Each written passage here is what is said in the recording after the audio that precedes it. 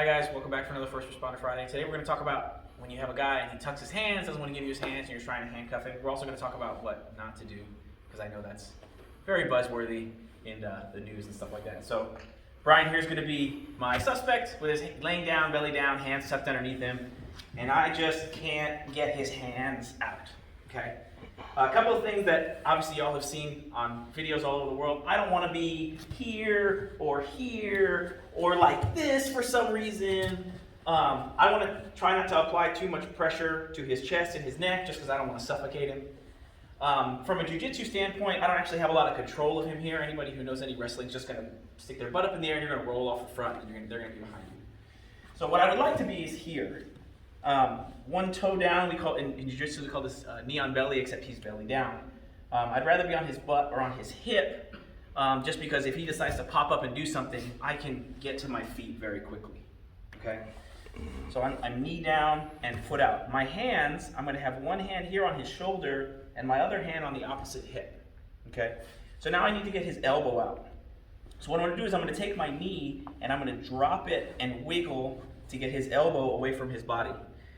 If the farther I get his elbow from his body, the easier it is for me to get to his hand. So I use my knee here to get this elbow as high up as I can get. I'm still applying pressure to keep him from getting up, but now I'm going to take this hand, lean on his shoulder, this hand reaches down, I'm going to grab his wrist, and it lets me pull this here with little or no effort. But I have to get that elbow away from that body.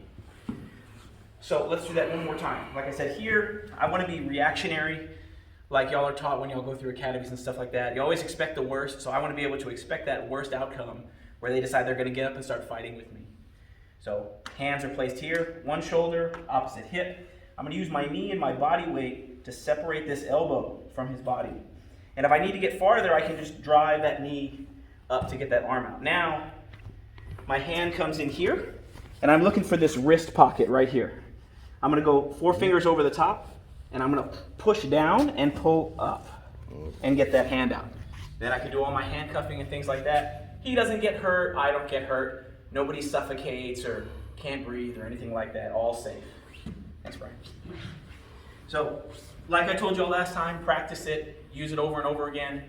Get with somebody that you're comfortable with and have them resist and work your way through it so you can get all these little details worked out.